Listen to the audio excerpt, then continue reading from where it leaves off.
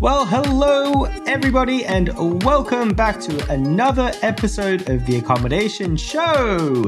This week, we are joined by someone who is absolutely incredible. His name is Colin Battersby and he is from Discover Stradbroke. Welcome to the show.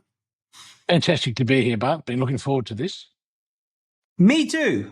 Probably more than you, because I was talking to our buddy Pete Smith and we were talking about all sorts of things. And he's like, well, have you spoken to Cole? I'm like, about what? He's like, about direct bookings. I'm like, what do you mean? He's like, he is the master of direct bookings. All of direct bookings started with Cole. I was like, what are you talking about? He's like, when I was building my business, I went and I spent a few days with Cole. He taught me everything and it was a game changer. And that's what happened, Colin. And then as soon as that happened, jumped on the phone. And the funny thing is, that wasn't our first introduction. We already knew each other, but I didn't know the story. Well, that's good. I'm glad Pete says nice things about me. He's been a mentor of mine for a long time. So I own a little bit of the whole part of the business. He owns the rest of it. So yeah, it's a good thing. It's like it's that saying, isn't it? The all ships rise on a high tide, and I think it's quite a thing for yourself, Pete, Rebecca, and quite a few others. But Cole, I really want to talk to you about marketing, and there were a couple of things. We jumped on a call, and you said, yeah, we're doing direct bookings. And when I looked at your website, and folks, the website will be in the show notes. When I jumped on your website, I noticed that you're working alongside a company called King Kong. And King Kong is a company run by Sabri Subi. He's an incredibly innovative marketer, one of the best that I've seen in Australia. You might love what he does, might hate what he does, but he stands out, which is hard to do. So you're using his services, which I know are really expensive as well. So I think I'm really interested in hearing your story and for you to share with everybody kind of how you got to where you are today or what your business looks like. And then what we're going to do today, folks, is part of a new marketing series. We're going to be talking about marketing, direct bookings, and how you can get more guests booking with you. So that's the plan for today. Colin, tell us a bit about the business and how big it is right now and what it looks like.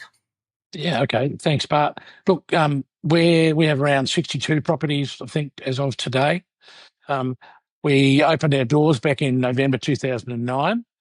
And in those days, there was no, I think stays might have just started. But basically, the only marketing we were doing was sort of matchbox size advertisement in the RSCQ magazine. That was it. I actually built our website a couple of years before in anticipation of that day. So, and there was a suite of others as well. Here we are today with a whole lot of high-ranking one particularly high-ranking website that we've worked on all this time. SEO has been a huge factor for us. Yeah, so that's search engine optimization. So the website itself, the main one is Discover Stradbroke. But what's interesting, Cole, is the URL. It's actually accommodationstradbroke.com.au rather than being discoverstradbroke.com.au. Can you kind of run me through that and why that is? Yeah, look, I'm not sure whether it's so relevant today, but certainly back in the day, what your website address said was a keyword place. So accommodation on Stradbroke Island was Accommodation Stradbroke. So that's how that started. We also had a Discover Stradbroke, we had Stradbroke Island reservations and a few other different sort of iterations, but they all get pointed to Accommodation Stradbroke, being the keywords. In those days, the URL was super important. So that's how it started. Yeah. And then something that we were talking about just before was you also have a few kind of sub-brands that you're sort of using to leverage SEO to sort of bring everything back into their own sort of properties. Tell everyone about that because everyone needs to know. Yeah. Well, when I say Accommodation Stradbroke, they're two keywords for the island. Stradbroke Island Reservations is another website we used to run. We also have what I call satellite sites. So we manage 7 or 8 properties on Cylinder Beach called Clayton's on Cylinder. So we've got claytonsoncylinder.com. I've got pointlookoutbeachresort.com.au. Little clusters of properties that make sense to people. So they might have seen the side that they're going to Google that name and then find us and sort of in through the back door, if you like. Yeah. So what we're talking about here is it's kind of niching your audience. So understanding that if someone wants to stay in a certain area, you want to provide properties that are in that area. So let's say you're somewhere in Sydney. Rather than targeting all of Sydney, saying accommodation in Sydney, what you'll do is you'll find your particular area, find what's great about it, and then target those keywords. And then that way, if someone's looking for properties within that area or within that niche, they're going to find you. One of the things that we did in the past, Cole, was wow penthouses. So that was penthouses on the Gold Coast. And that was just an experiment. But that website, it still gets like 10 or 20 hits a day for people looking for penthouses on the Gold Coast. And that was just a really simple idea of, hold on, if we target those keywords, we're going to get traffic to that. So if we look at, and folks, I'll put it in the show notes. So that's Clayton's on Cylinder. And then you'll see that I was just looking at the website. There's just 9 properties on there. Tell me what kind of differentiates those properties. Well, some of those, I think 5 of them are actually Clayton's on Cylinder apartments, and the other 4 are nearby apartments. And that site tends to Google the best when people put beachfront accommodation in Stradbroke Island. So that's why there's 9 beachfront properties there. 5 of them are Clayton's on Cylinder. Clayton's on Cylinder does rank for beachfront for that keyword search. So we slip in a couple of the other properties close by. And if the Clayton's on Cylinder is booked out, or we just give them a few more options. Yeah, so alternatives within the area. We find a lot of people come through the keyword search beachfront. Yeah. Well, okay, cool. I feel like we're getting into the weeds straight away, which is kind of nice because we're just, everybody jump onto Discover Stradbroke. Accommodation stradbroke.com.au. And you will start to kind of see what they do. Do you own the Discover Stradbroke.com.au domain name as well? Yes, I do. And if you put that in, it'll just redirect straight to accommodation. We also obviously own the business name and the company name and everything. We're all sort of covered as far as all that goes. Yeah. And the various URL iterations as well.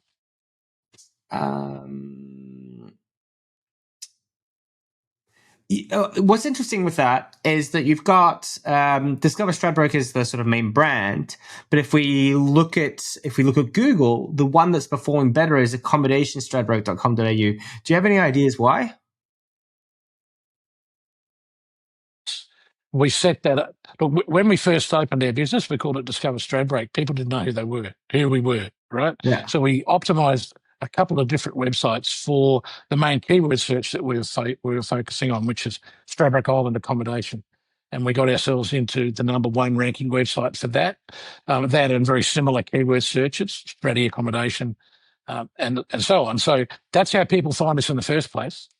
And if they remember our name, if we have a brand position, which we do now, they put it in Discover Stradbroke, they end up at the same place. Yeah, got it. So initially, it was about the product, not the brand, the product being accommodation. Yeah. And I think that's something that when we work with our clients as well, it's one of those questions that they have. Do I run with my business name or with what's discoverable? And what you need to do is you really need to do what it says on the tin. So, if you're selling tuna, put tuna on the tin. Don't put all the other stuff. You just need to tell people that it's actually tuna. Correct. And that's the same thing with the website.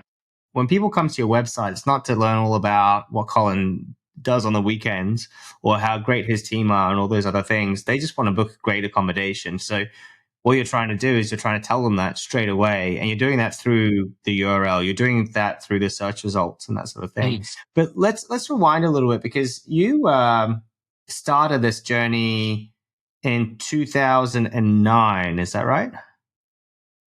And you were saying that at the time that there weren't as many options in terms of the OTA, so your hand was a bit forced to go down this website path. But I assume that when you first started that you weren't working with an agency like King Kong. What was that sort of those foundational steps like for you in terms of building your website presence? Well, we were at the same time as we were making our own websites in Dreamweaver. Those is pre-WordPress, right? Yeah. And so we're building our own websites and also building using Google pay-per-click advertising. So at that point, I was managing that myself. So we didn't move to King Kong for another 7 or 8 years, really. Yeah, really interesting. Oh, okay. So, and then but you were already having success with your own websites, with doing your own search terms on your own, Yeah, or the that's right. paid So we were advertising. doing it all together. So we're doing our own SEO. We were doing our own Google and Google pay-per-click. Facebook wasn't a thing at that point, so they didn't have that option, and that became once the Facebook option came along and a couple of others, TikTok recently and whatnot. It kind of got to a point where I couldn't manage it myself. I felt that was all my time was getting spent on that, and not enough actually, managing my people and managing the strategy of how we were operating as a business and so on. And that's how. Then I started thinking about that, and then Facebook started serving me Starbury's ads from King Kong. That's how it works. That's how They it knew works. what you were thinking, eh? Yeah. Well, they do, don't they? It happened. And he found me, and I went down that rabbit hole, I guess. And that was a long time ago now. I'm very happy with them. Yeah. Look, I'm looking forward to sort of introducing people to what they do and what their kind of services are. Okay, so Dreamweaver, folks, it's sort of a bit of a drag and drop tool where you can combine HTML code and like visually design websites. And Dreamweaver was around from maybe around about 25 years ago. The first launch, because I remember that I first started building my first websites using Dreamweaver. So a cool tool and a great way to learn. And now it has a lot of that stuff has moved to WordPress. So direct bookings at this stage, what percentage of your business is direct? Okay, 84% at the moment is direct. Wow. And we're about, of the remainder, it's about 8% Airbnb and 3 for the other two. So has it been quite consistent, that book direct, or does it keep on changing depending on the different years, different months, depending on how much budget you spend? It's pretty consistent. There's no sort of, it's been pretty consistent over the last, in the mid-80s for the last ever. Well, since Airbnb became a thing, when obviously it was 100% prior to that, Booking.com started to take just a little bit, but it's not relevant, statistically relevant, what Booking.com and VRBO takes from us. Yeah. Wow. They're for us, they're billboards. So it's we put our properties there, and the story. The more OTAs on this on, the more direct bookings we get. So. Well, then that's because you have a very strong online presence, but it's not done overnight, and there's a lot of steps you need to take to get there.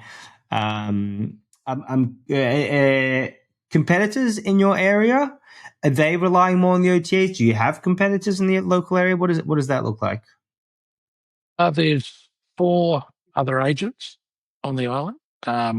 They don't do any digital marketing that I'm aware of, really.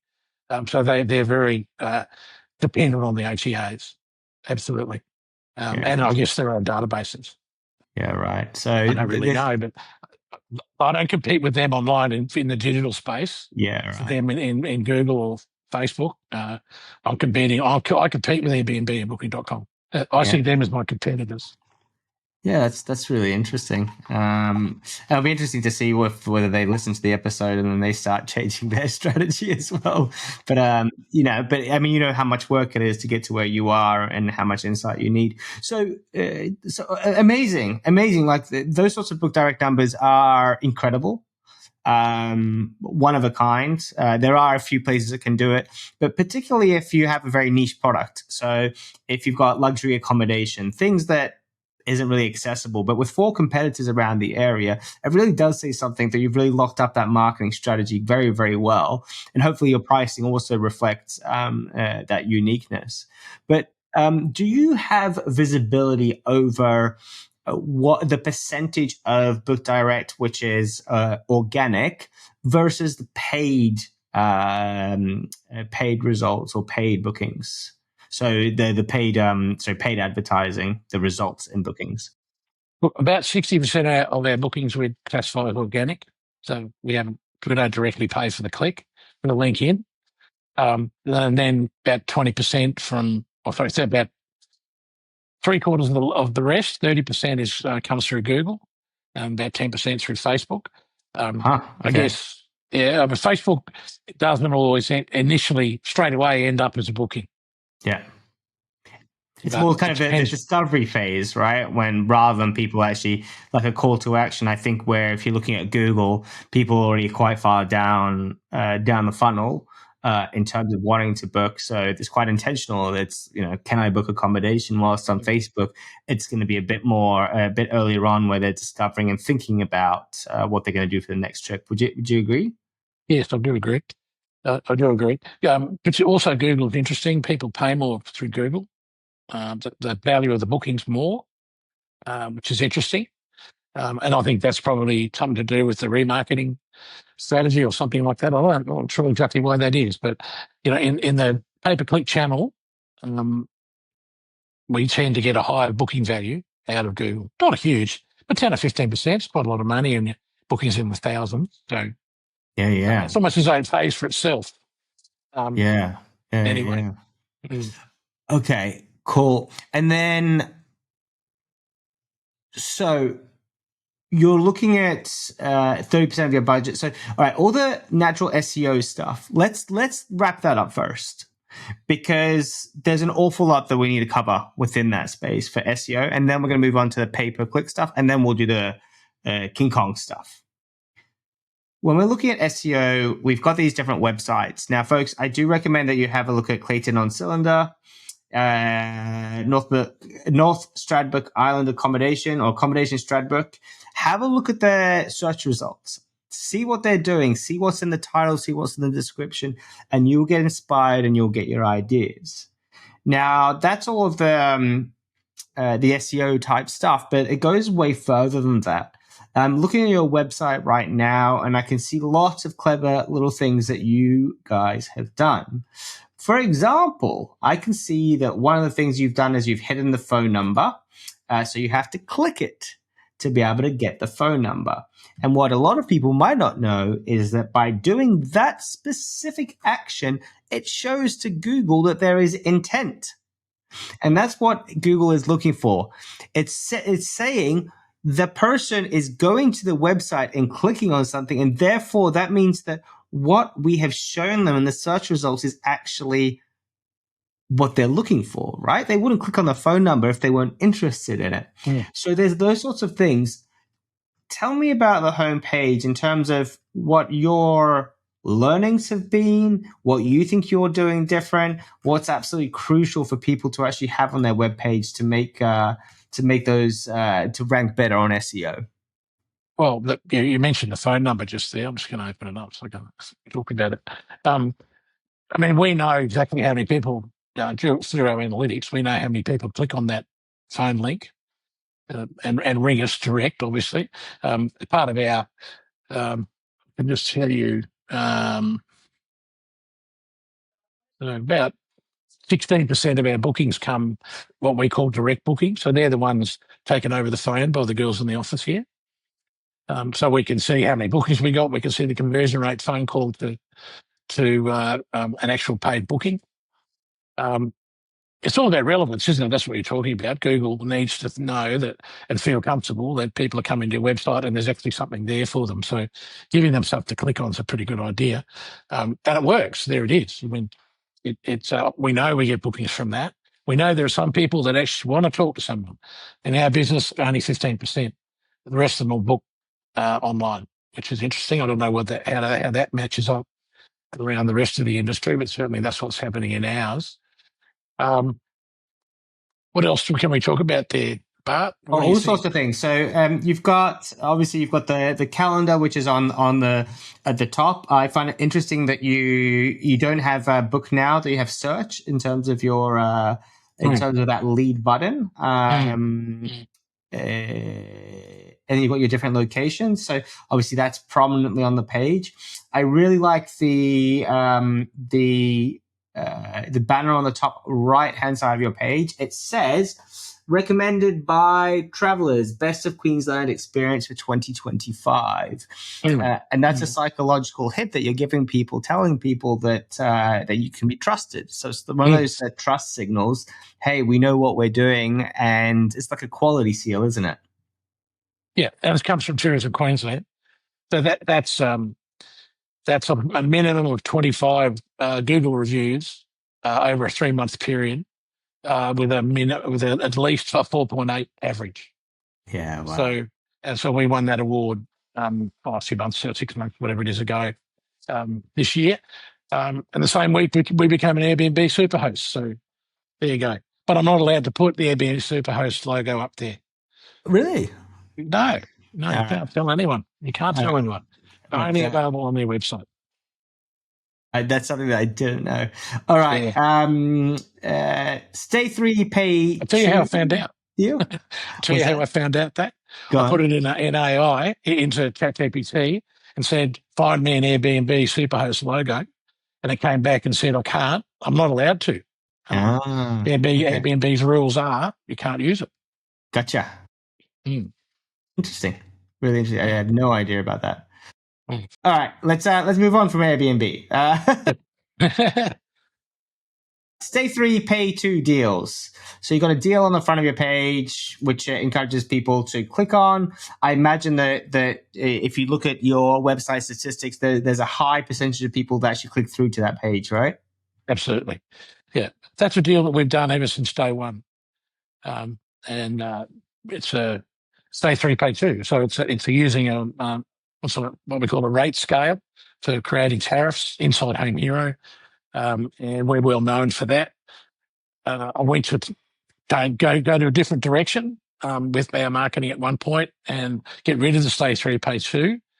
And we just got howled down. But my staff howled me down, and my customers hounded me, and started King Kong. So okay, we're going back to stay 3, pay 2. It works. It's been working for years. It's what we're known for. Don't broke, don't fix it. There you go.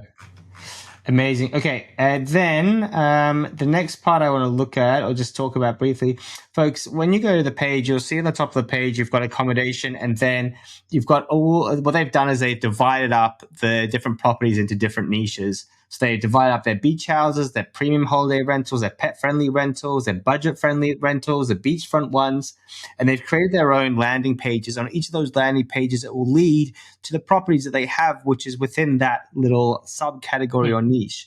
That's all SEO, right? So that's all about somebody's intent saying, I want to stay at a pet-friendly accommodation. What do you have available?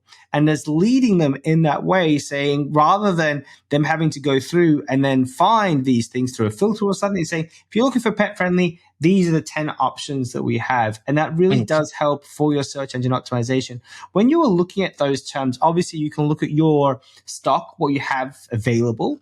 But also, sometimes there's no point, right? Like, you're not going to put up a category which is with fireplace, right? Because who's going to search for a term with fireplace? Maybe they do. Maybe people are just looking for places with fireplaces, but maybe not the best way to get conversions or the best way to categorize things. When you were figuring out your categories, these sort of top level categories like beach houses and pet friendly or budget friendly, was there some sort of logic that you guys followed to come up with that list? Yes, there was, and there is. What we're doing is we're searching for what the keyword searches are for people who are looking for something associated with Stradbroke Island. So Stradbroke Island, premium Stradbroke Island accommodation, or pet friendly Stradbroke Island accommodation. If you look at Well, you're there, click on the pet friendly button and then look at the URL. Comes up Accommodation Stradbroke pet friendly accommodation. Yeah. And that's pure. Well, it's a lot of people search it. It's a high ranking search term or phrase. And so create a URL that reflects that. Google reads that and goes, aha, and serves that page. It Number one, serves it up. for pet friendly in our area. And of course, it percolates through to the newer search programs as well. Yeah, no, it worked there. But what I'm asking though, right, is you're saying, yeah, people search for that. How do you know that people are searching for these terms? Well, we've got access to websites and software that King Kong does. And I was doing this before we met King Kong, but they can look at it. They can tell me every 3 months they try and upsell me into a new batch of keywords. So they go looking for them, going, okay, what keywords are starting to rank or haven't been ranking and are now for in your part of your world, and we should start optimizing pages and including URLs based on the changes in people's search activity.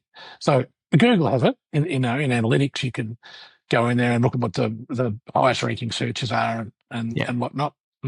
Yeah. So there's a few different things. So you've got Google Analytics, which you can run on your own website, which will tell you what people are searching for in your website, which is all good, right? Because then it can go, all right, you're ranking well for Accommodation Stradbroke. But the problem is is you don't know whether people are searching for Accommodation Stradbroke or short-term rental Stradbroke or camping Stradbroke or hotels in Stradbroke or luxury in Stradbroke. You don't know these answers. There are a few tools that you can use, and I'm just going to list them off quickly. So, folks, there's SEMrush, which is a keyword research tool. Probably not my favorite. The one that I like and the person that I suggest you follow is called Neil Patel, Neil Patel.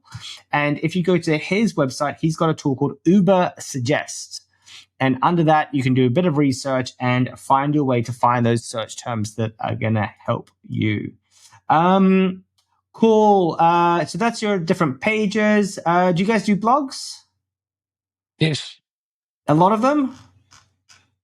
We don't overdo it, but there's plenty of new activity on the website every month. There are new pages and refreshed images and refreshed copy and brand new pages every month. That's part of keeping your website dynamic and Google keeps coming back to look at it a bit more often. Yeah, that's pretty right. Yeah. It's also going to make sense to you people reading it. I mean, and if they stay on the page and they click through, hit the phone number, whatever it is, you just need interaction from people on your website. And do you guys do your own blog posts, or do you get someone to write it for you? Oh, I don't anymore. I used to. King Kong does it for me now. We talk. We have a monthly, couple of hour meeting where we go through the reports and whatnot from across all the channels from the previous month. Look at what's going well, what's not, where do we need to be, what we need, what's happening. Something between winter and spring. We'll come up with a blog about the last half of the whale migration or something like that. So we're always trying to create something. Maybe it might be one a week, so 4 a month, something like that. All right, amazing. Okay, so I've kind of gone through all the pages as we've been talking, just to sort of break down different bits that people can have a think about. Some of it is kind of really straightforward and basic, and all makes sense. And you can do some basic research. Just use ChatGPT to find some answers. But what's interesting about talking to Colin or talking to you is that you've got the lived experience of so many years of doing it, and now you're actually paying an agency to jump in and to help you with this work. And I know that it's not cheap. We're talking about thousands of dollars, right? Like a month. Yeah. To get a proper agency to come in and do it. I mean, if you want people to be paid a decent wage, they need to be, and they have to be experts at what they do, then you have to pay for it. Let's do the paid stuff, and then we're going to go into the AI side of things because I'm gonna turn this whole interview on its head. The paid stuff, is it still something that you guys are doing a lot of? Are you doing it less or more than before? Oh, I'm definitely doing a lot of um, and really focus on that.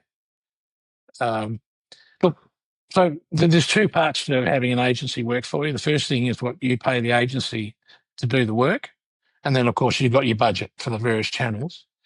Um, what I pay King Kong is less than I couldn't buy one person, to do my Facebook advertising, the creative, the Google SEO and the SEO stuff and all that.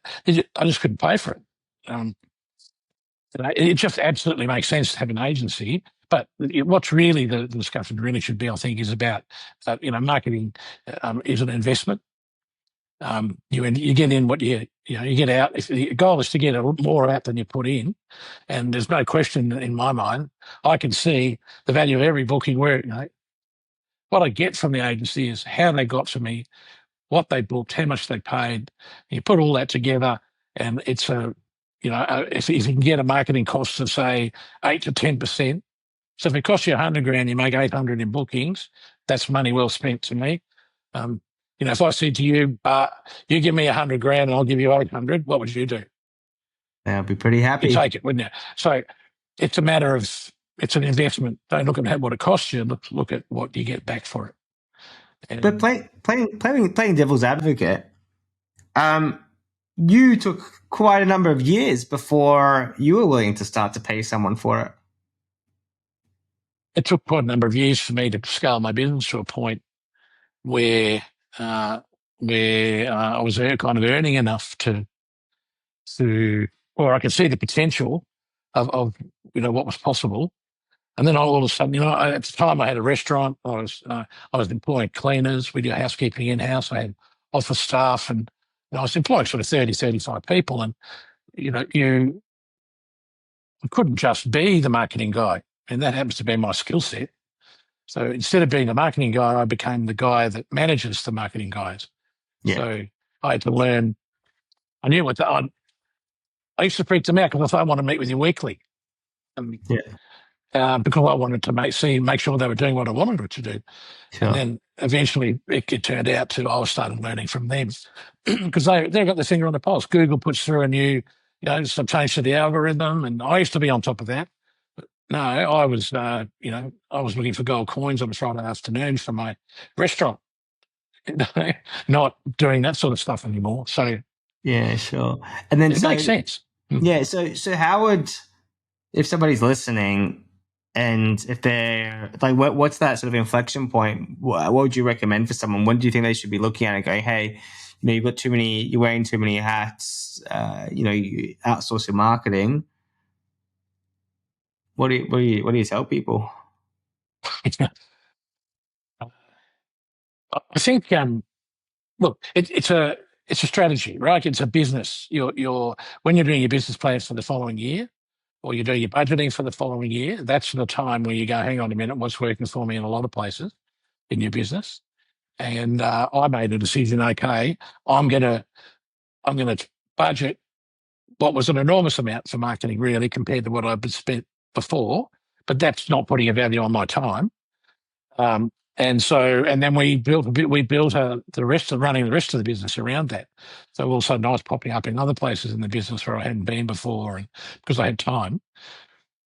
And I just think it's an investment, right? You buy shares in Nvidia at $20, and you sell them for 1,000 or whatever it happened to be. Um, it's a little bit more scientific than that, but I think I mean, like, I think also what you're saying, there's no guarantees as well, right? no, well, there's no guarantees, but it's good marketing works. On Right? that as well, though, I think a Mm. lot of people go down the path of starting the journey and then it gets a bit too hard, or they don't find the right partner to work with, or maybe they're not paying enough money for Mm. it to actually work. And then they get disheartened and say, well, marketing doesn't work. What do you tell those Yeah. people? Well, it's a good question. I know half the marketing works, but I don't know which half. So that's an obvious thing. Um, I think you've got to make a commitment to marketing, whether it be financial or if you do it yourself. And marketing isn't just about pay-per-click ads. That's it. You've got to have a suite of different channels, and you've got to commit to them. And you've got to be. You can move in and backwards and forwards. So when Cyberry found me at King Kong, Facebook was kind of new and becoming a big thing. He was hanging his hat on that as a way to get busy as the fastest growing digital agency and all this sort of stuff. And I thought, okay, well, I'll give him my Facebook ads to start with. He goes, what else are you doing? Well, he didn't, but then I'm saying, well, no, I'm just going to give you Facebook. And, within a year, they were doing my Google pay-per-click, and eventually I gave them the SEO. That was the last bastion for me. That's what I'd been doing all these years. And I gave it to them, and now the website's much more dynamic and much more interesting, in the search engines, definitely. We ranked for, I don't know, hundreds and hundreds of keywords now, long tail, and every month we get higher and higher rankings everywhere. So SEOs cost the most to the agency, but it's where it's at, really. If you can get but you need to be not just have the number one website. You've got 3 ads at the top of the page. Then you've got, 8 or 10 now below the ads. We're number one there, but you've got to be. Our goal, our strategy was to own Google. So we wanted to own the first page of Google. For your area, right? Yeah, for your area. The old joke about, where's a good place to hide a dead body? Well, it's on page 2 of Google. Forget about having, anything, your business on page 2. You need to be on page 1. So we use our pay-per-click to be in the top 3 ads. Yeah. We're competing with Booking.com and Airbnb.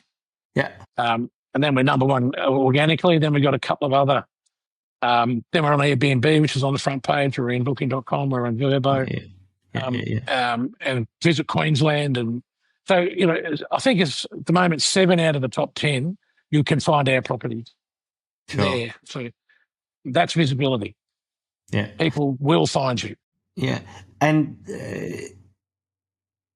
I think there's one part that we're kind of missing and maybe, I don't know, lying to people about, because, we've covered SEO, we've covered a bit of pay-per-click, and we haven't gone deep on pay-per-click, but that's a whole nother episode if we wanted to. But the one thing that we're kind of not being truthful about is that it doesn't work. If you take SEO on its own, it's not going to do nothing. If you take pay-per-click on its own, it's going to do nothing. If you're going to just update your website on its own, get an agency like ours to do your website, and then you don't do the other bits, the website's not going to do anything. And then you talked about Facebook. We've got our Google business profile. We've got our Instagram. We've got all these different platforms. And even so much so that you've said, hey, we're also looking at making sure that we're on lots of different channels. So we have a huge amount of visibility across the internet. I'm sure that you're on TripAdvisor, on all these different platforms. So you've got a real holistic approach to your marketing. How do you feel about that? Well, you got to go where the eyeballs are. And, I think you got to follow where people are. And so if all of a sudden they end up in TikTok, well, you've got to do something in there too, probably. You've also, it's about data. You need to know where your bookings are coming from. And, if you're getting, in my case, 60% coming straight through the front door on your website, well, put resources into that. So that's what I've done. And it's like a self-fulfilling prophecy almost in a way with the SEO. But we also know that I get a higher average booking value through pay-per-click ads. I know that I get shorter stays with more grief from Airbnb customers. I know that Booking.com allows customers to cancel a booking that's been in the system for 4 months at a drop of a hat. So we don't give Booking.com availability until a month out. When bookings can't be cancelled, you've got to know who your customers are, how they're booking, how they're using your ecosystem, and then put your resources into the top. You can't do everything, in depth, but you can do 3 or 4 things and do it really well. Yeah. Stick with those And things. you got to do it within your budgetary constraints. I would say to people, take a risk. Yeah. If you've got 50 grand, a grand a week on marketing, find 70. Yeah. Yeah. And invest the other 500 a week sensibly and judiciously with quality people. Don't try and do it all yourself. Yeah. Couldn't agree more. Okay, let's I want to wrap up and finish off on the AI side. And this might be a thought experiment for you, or maybe you've got some commentary on it. So one of the things that we're seeing is the demise of traditional search. So where people go onto Google and they put accommodation, Stradbroke, or a local term that will be relevant for you, pet friendly accommodation.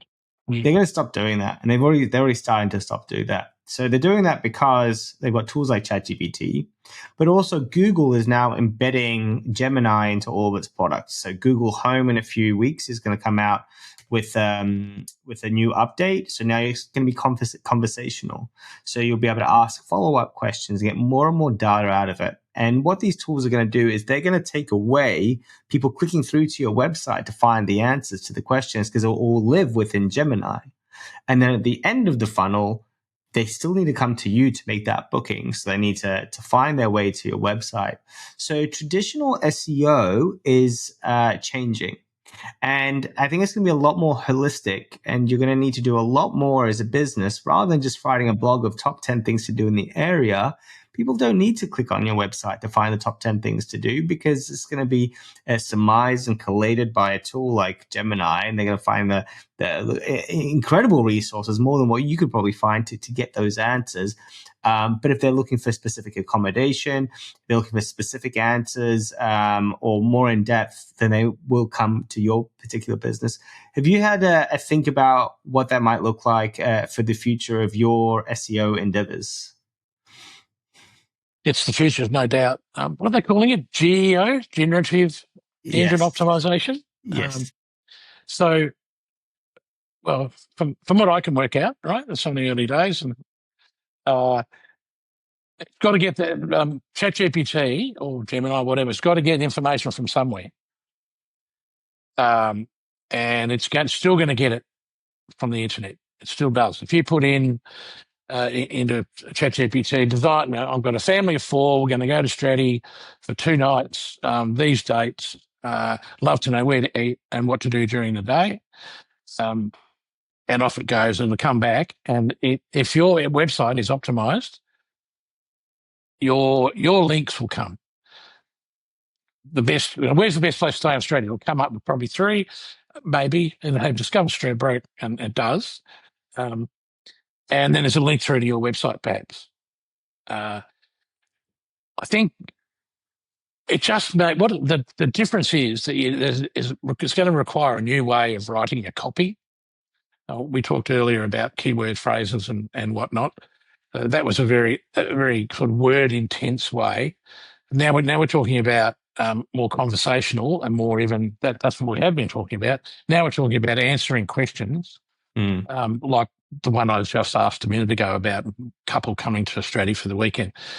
So that has an impact on how you write the copy on your website. And the headings, the H1s and alt tags and everything. It's just all that stuff's still on your website. You've just got to write that stuff differently so that the AI can read it and answer a question it's looking for an answer for. Yeah, it's only new, isn't it? It's so new. Incognito, Google Incognito website pages, something we've used ad nauseum, and we'll change something on a website. What's it going to look like? What's it going to look like? There was no incognito in ChatGPT until a few weeks ago. And now you can, because obviously the whole idea of AI, it knows me, you set it up, it gets to learn about me, and then it starts giving me answers for things what it thinks I want to hear. So, got to re-look at how you write your copy, I think. Yeah.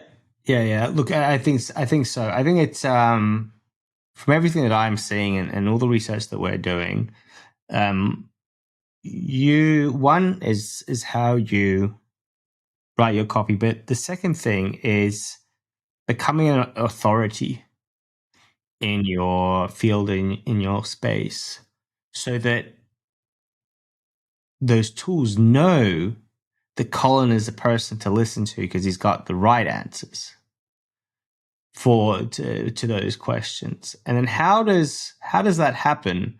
How does Colin become that sort of that one point of truth that it can rely on to give the answers back? Mm. And so we'll look at things like how long you've been in business for, how people engage with your website. Do they go there and hang around for a bunch of time and have a great time and getting their answers and reading the articles from the top all the way through the bottom? Because they can see that. They can see how long you're dwelling and how you're interacting with the web page. And they can very quickly build a picture if you are a voice of authority. And therefore, if you are that voice of authority, and other things like, people writing about you on Reddit, writing about you on Facebook, writing about you on LinkedIn and saying, hey, Colin's business is the one to go and see, or Discover Stradbroke is the one that you want to stay at if you're traveling with a family and that sort of thing. So I think that SEO will change a fair bit from, one, you're going to have all your on-page stuff. So you're going to get that right. Yes. But I think all your off-page stuff, so all of that, those things that make you the authority are going to be important. So where, if you might talk at a conference, or if you might appear in the local newspaper talking about tourism or those sorts of things, your activity in the local community, I think that's going to be more important than ever. And actually a great opportunity, because if you're first to market, if you're first to figure it out, I think you're going to do really well out of it. However, also a challenge because it's still not completely understood or known. Yeah. Interesting, though. What you're talking about is relevance. So it's the same. Optimizing for generative search is the same as for the old school searching. It's about people sitting on your website, how long they go, what they click on, Google's reading all that. Yeah. That's still the critical part, but it's all about relevance. So, my LinkedIn page and the stories I write and the conferences I do or don't speak at or whatever it is, that ecosystem builds your personal and your businesses personality and space, and it can't hurt, can it? Can't hurt your business strategy in general. And if AI is that smart and to find out all that stuff, well, great. That's fantastic. Yeah. All right, good. Look, what a massive amount of insight. I think it's pretty incredible that it's took me maybe 5 years or 4 or 5 years of running this podcast to get you on the show, for not knowing about your story until a few months ago, even though we've known each other for 3 years, 4 years, however long it's been. And you've always been really approachable and kind to me. So it's incredible to have you come on and talk about this journey and this story that you shared. And I'm really looking forward to seeing your kind of next steps and tracking your journey with all of this stuff, and hopefully sharing as well our learnings as we go. Folks, if you're enjoying this episode and if you enjoy the content that we're producing, then please give us a like, give us a follow. It does enable me to do more of these kind of episodes. It means that our guests are really willing to come on because they know we're going to get lots of listeners. But also, we want to share this information. We want everyone to hear about this, give their opinion, give their feedback. Are we making sense, or are we just full of hot air? We really want to know what your thoughts are. Colin, thank you so much. What's the best way for people to engage with your business? By email or their website. Also, go to my LinkedIn page if you like, and engage with me through there. If you want to make a booking, go to bookings@discoverstradbroke.com.au. If you want to talk to me, Cole at Discover Stradbroke, or go to my LinkedIn page. Amazing. Thank you very much, sir. I wish you a really good rest of the day, and I'll catch you at a conference somewhere soon.